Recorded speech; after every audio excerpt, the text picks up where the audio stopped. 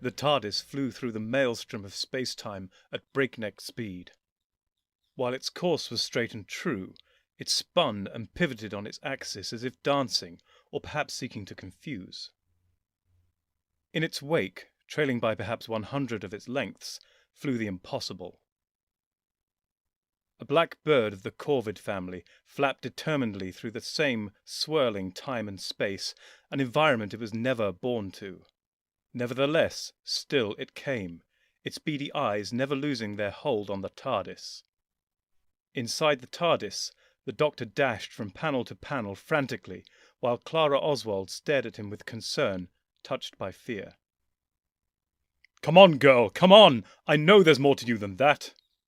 The whine of the TARDIS engines was at an unusually high pitch. The pulsing aspect of their sounds also had a far higher rate than was normal. The central column of perspex, encasing various metal rods and plates, was rising and falling with such fury it seemed it might well shake apart.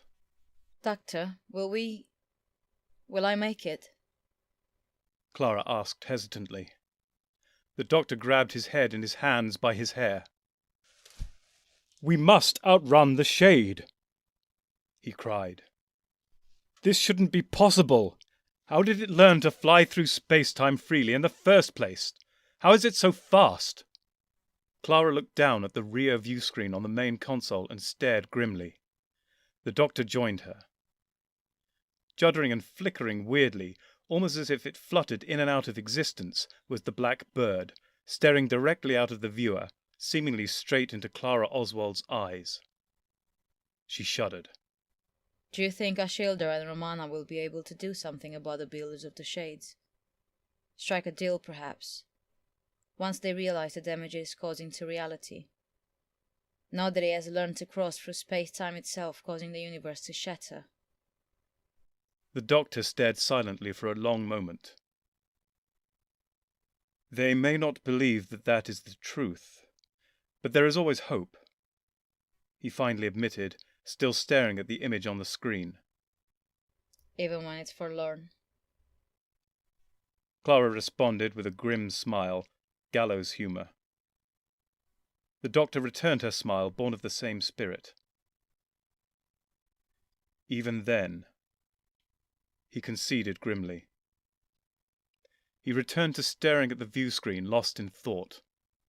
Finally he looked up, still musing, but seeming as if something was finally coalescing in his mind.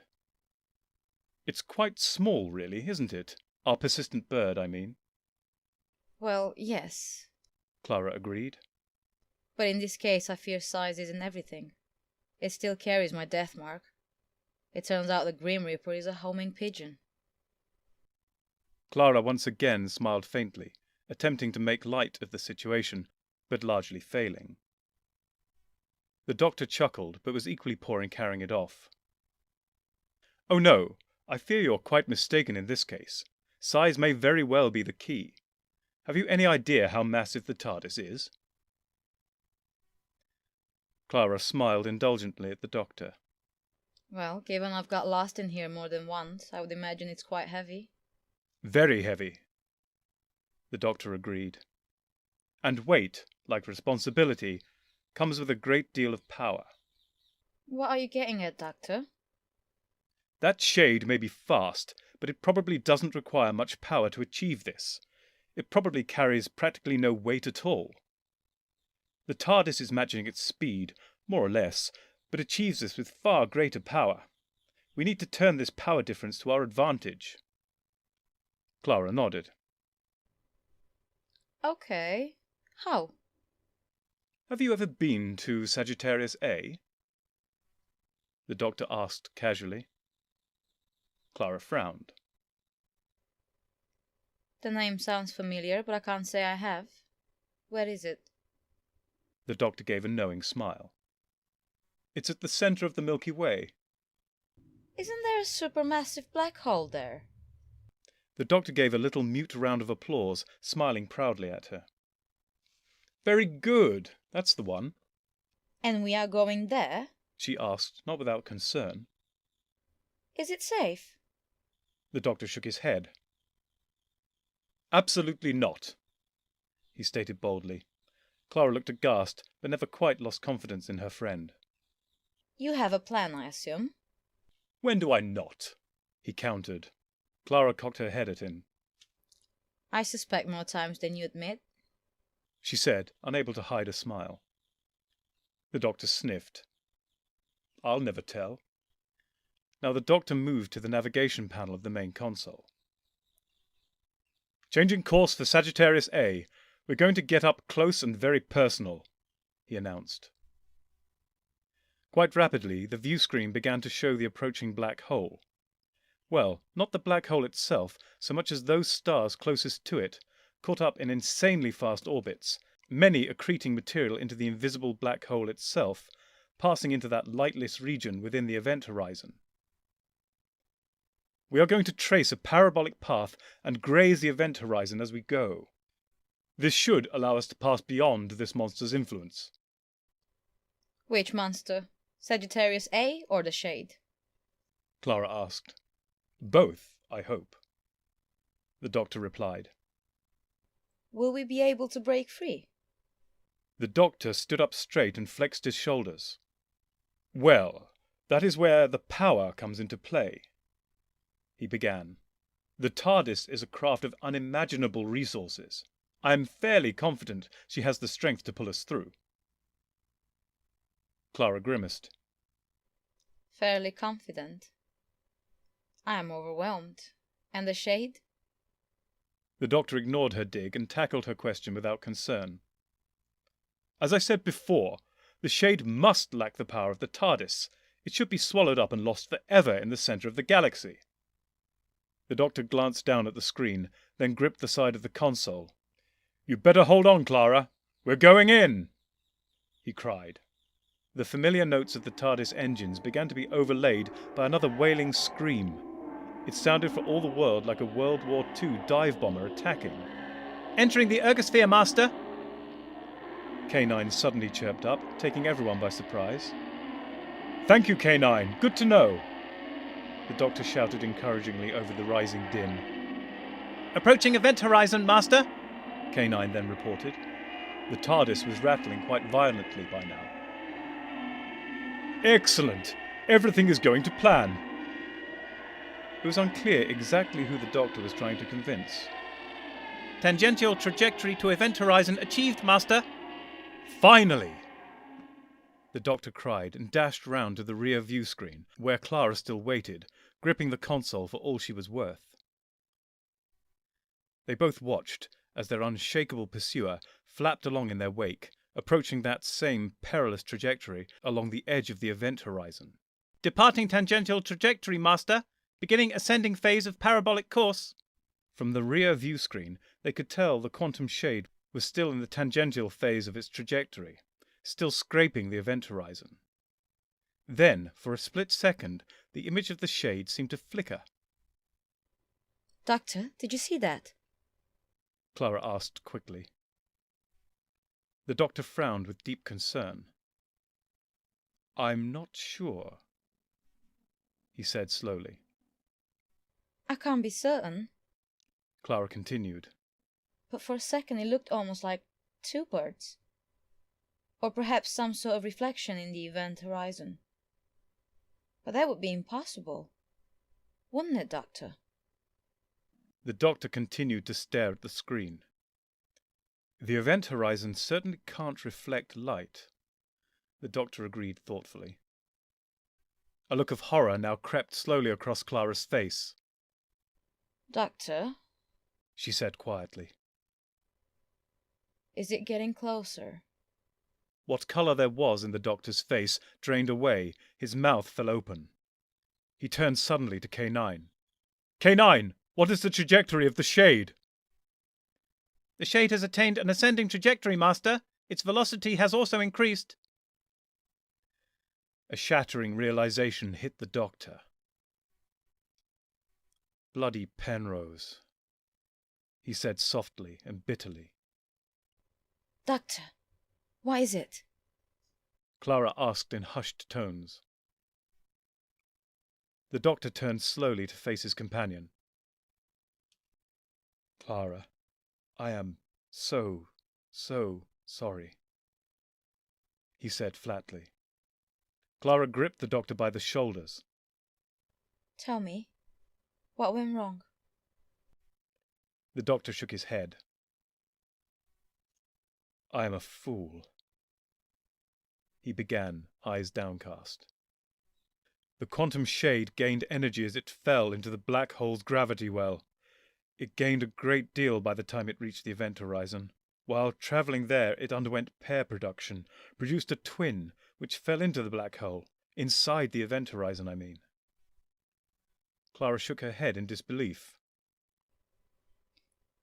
But shouldn't that mean it lost energy when it produced a pair? The doctor shook his head sadly. When its partner sacrificed itself to the monstrous appetite of Sagittarius A, it tricked the beast. The very act of eating allowed the free shade to steal from the black hole. This is why the shade is gaining even now. As he spoke, they both turned back to the rear view screen.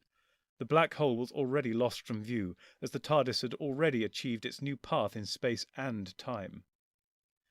The crow-like bird could still be seen, however, and now it was barely 50 TARDIS lengths behind. And the distance was visibly closing. Clara shuddered. At the speed it's moving, or rather is capable of moving, once he enters the TARDIS, it will rip through me faster than the eye can see. Faster than a speeding bullet. Perhaps that would be for the best. Not to see it coming. The doctor considered this for a moment. No, I don't think so, he said thoughtfully. I think it flies at a speed deemed natural to its current medium. Now, it was never naturally meant to fly through space-time like this.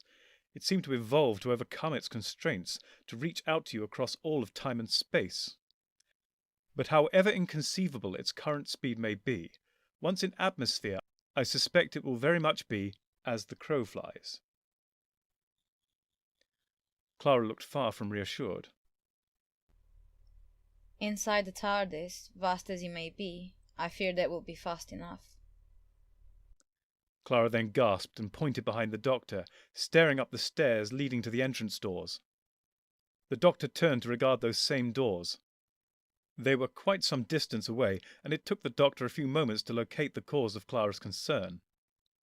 The inside surface of the door seemed to have acquired a blemish, or a small lump, but it was far from clear from where they were standing.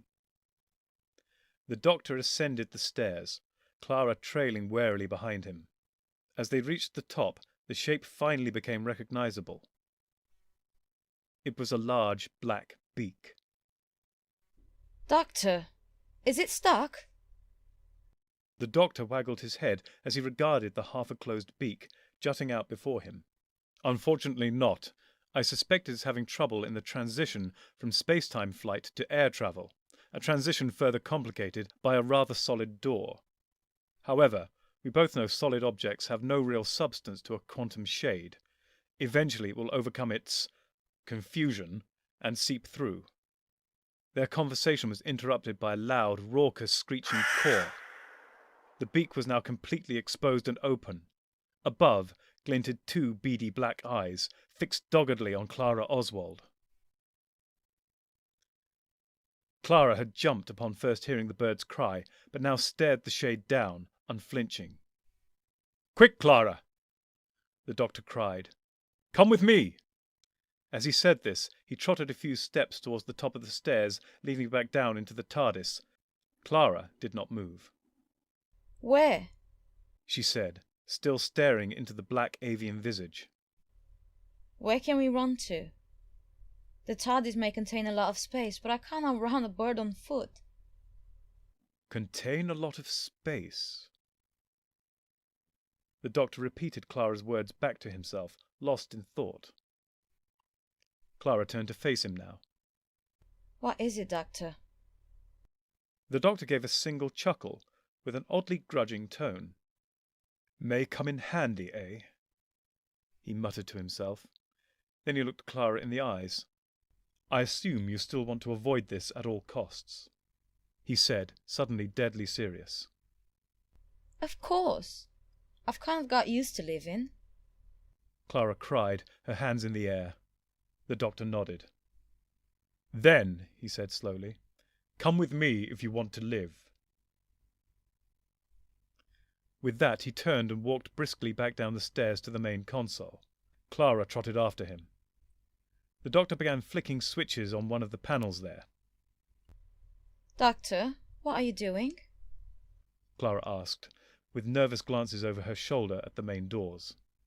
I'm just moving an old item of mine from one cupboard to another, the doctor said elliptically. At that moment there came a second call. The quantum shade had broken free of the door. The doctor grabbed Clara's shoulders. Clara! Run! He ran then, dragging Clara with him, and led them both into a short white corridor leading away from the main console room. There were entrances to the left and right about halfway down the corridor, and it was towards the right-hand opening that the doctor now guided them. The door was closed, but the doctor had it open in a moment via a nearby keypad. Together they burst into the white room beyond. In spite of the imminent danger, Clara staggered to a halt, stunned by the eye-wrenching vision before them. There were walls, floor and ceiling just beyond the opening of the door itself, those to left and right complete with roundels, those above and below flat and featureless, all white, barring the shadows within the roundels themselves. So far, all was in keeping with the rest of the ship. But it was the shape of this space which twisted the mind and gut. In some sense, it was a little like being inside a peeled banana, if bananas were cuboids, the banana invisible, and the peel infinite in extent in one direction and bounded by a door at the other. In other words, utterly unlike a banana. And just ahead of them, on the same gently sloping floor on which they stood, was a bright yellow Edwardian car. In its own way, perhaps the object most reminiscent of a banana in this room. The doctor jumped into the driving seat. "Quick, get in!" he yelled at Clara. After a moment's pause, she complied. Are you sure this thing can outrun a raven? The doctor rolled his eyes and he started the engine, while simultaneously stroking the steering wheel gently with his other hand. "Pay her no mind, Bessie," he said soothingly. "She has no idea what she's saying." A black shape appeared, moving rapidly towards them, in the doorway to the cupboard. In that same instant, the doctor floored the accelerator, and Clara was pressed back hard in her seat as they rocketed away from the shade. I take you back, Bessie. I take you back. Clara cried, laughing in spite of their situation. As they drove forwards, walls, floor and ceiling all spread away from each other in ever-widening space. Clara looked around in wonder and amazement. What is this place? She asked in awe. "A cupboard," the doctor answered simply. I see. Clara responded skeptically. And where did this cupboard come from? Here the doctor looked a little uncomfortable. "It was given to me by one of my earlier incarnations. Turns out he might have been doing me a favour after all," he said a little tetchily. "I won't be thanking him for it," he mumbled darkly to himself. And why is it this shape? Clara pressed further. The doctor waved around him with one hand, the other firmly upon the steering wheel. "This tract of hyperbolic space-time," he explained airily, "should go on forever. In theory. At least in the direction we're driving." Clara nodded sagely. Incredible. They drove on together for several minutes. Eventually, Clara felt forced to voice a minor nagging impression. Shame it's such dull scenery. The doctor frowned, clearly irritated, but also contemplated the criticism. Finally, he flipped open a panel on the dashboard and began tapping a few buttons there. "Well, I never," he muttered to himself. "The young fool left the config file of this room open to change." What can you do? Clara asked with renewed interest. "Well, for a start, this!" the doctor announced with a flourish. As he spoke, the scenery began to shift, starting at Bessie's location and rolling outwards in a rippling wave. The entire surface they were driving on transformed into what appeared to be rolling English countryside, peeling off into the distance. Meanwhile, the walls and ceiling became a pleasant sky blue. Clara laughed in delight, clapping. Then she was struck by a thought. Is there any music in this vehicle? She asked hopefully. The doctor rolled his eyes once more, but smiled indulgently. He reached over to another part of the dashboard closer to Clara and pulled out what looked like a microphone on a retractable, flexible support. "Just make your request into that," he said. Clara leaned towards it and whispered something. The strains of gentle strings began to waft from hidden speakers. This was joined now by the voice of Louis Armstrong. What a wonderful world. And so the doctor and Clara drove on and on through endless English fields of green, serenaded courtesy of an aging roadster named Bessie. Eventually the song ended. Clara turned to the doctor. Doctor, we can't keep driving forever, can we? She said with a hint of sorrow. "I suppose not." The doctor agreed briskly. "It's time we headed back." Clara looked at him in horror. Back? But that's where the quantum shade is. The doctor shook his head. "Not straight back. This vast pocket universe has given us ample room to maneuver, and Bessie has put quite a bit of straight-line distance between us and the shade. We shall angle around our pursuer and still arrive back at the door with quite some distance between us." Clara nodded her understanding, but still looked uneasy. But once we're back at the door to this place, once we're back inside the TARDIS proper, I mean, we'll still have that thing after me. What can we do? The doctor ran a hand through his hair, looking pensive. "Well, we shall have some time on the journey back, and before it arrives at the door, to give this some consideration." Clara gave her silent assent, and the doctor turned the car through 135 degrees. Their journey back had been as picturesque as the final part of their outward tour, but this time there was no music. Clara had not felt in the mood, besides which she did not want to distract the doctor as he contemplated her fate. And so it was that the doctor pulled Bessie up in front of the entrance door in almost total silence. Together he and Clara exited the car and left it behind them as they passed into the TARDIS corridor beyond. The doctor immediately turned round to face the cupboard. "Sorry, old girl," he said as he closed the cupboard door. He then spent a minute tapping frantically at the keypad next to it. Finally he tapped one more key with a flourish, and both door and keypad vanished. Clara gasped. Doctor, what have you done? The doctor smiled determinedly. "I made it go away," he answered simply. Clara shook her head. But doctor, you know the shade can pass through any solid object without effect, until he enters the body of its prey, that is. The doctor continued his tight smile. "You misunderstand. I made it all go away. Bessie included, unfortunately." Clara looked at the doctor incredulously, still not allowing hope to well up, lest it be dashed in a moment. But how? She finally asked. I changed the shape of the universe, he said. Clara stood dumbfounded, mouth agape. Well, not this universe, the doctor clarified. Just the pocket one, which formed the cupboard. I forced the topography to mirror itself, so that instead of a termination point where we previously had our door, I made that just the narrowest part of a bidirectional hyperbolic universe, a double funnel, if you will, spreading out in both directions. In the process, I was forced to allow the pocket universe to knob off from our universe, in this case where it had been attached to the TARDIS, in effect to become its own utterly separate entity. Where the shade can live out its eternal days with just poor Bessie and some bioluminescent organisms for company. Clara could not prevent tears springing to her eyes now as she grabbed the doctor, embracing him and holding him tightly. The doctor, never entirely comfortable in such situations, patted her back awkwardly. Clara dusted herself down and regained her composure, wiping away the odd stray tear. Right then, where now, Doctor?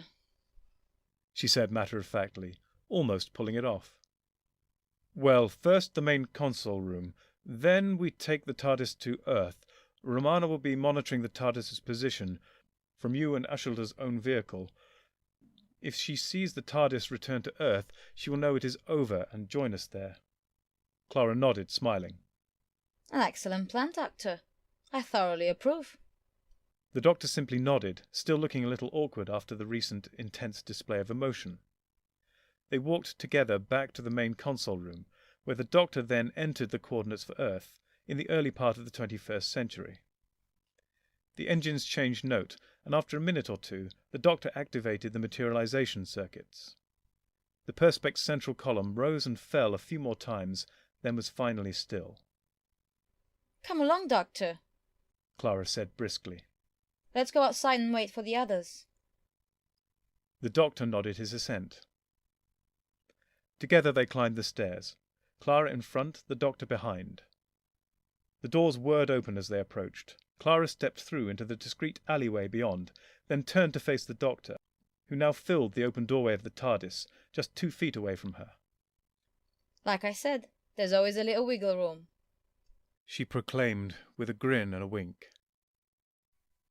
The doctor opened his mouth to speak. At that moment, the raven burst from his chest and slammed into Clara's own. Her face filled with pain and surprise as the light of life drained from her eyes. Her knees began to buckle as a black, smoky substance left her mouth along with her final breath. The doctor dashed forward and fell to one knee as he caught her lifeless body in his arms, her head lolling backwards unsupported. He reached his free hand towards her head, shaking and hesitant, stopping just short of touching her face. No, came his broken voice. Now there was something this Time Lord had never allowed himself. At least, that was the story he had built around him. Tears came to his eyes. He shifted his position so that Clara's head was now supported by his hand and arm, so he could see her face when next he spoke. I tried to save you. Came the doctor's shattered voice, knowing all the while there were no ears to hear save his own. Tried to save you both. He continued. Both you and the universe. He shook his head in pain and regret, unable to shake free of either, as they grasped his hearts and throat. But it wouldn't let me! The doctor's head sank, and his frame shook as he sobbed over the body of Clara Oswald.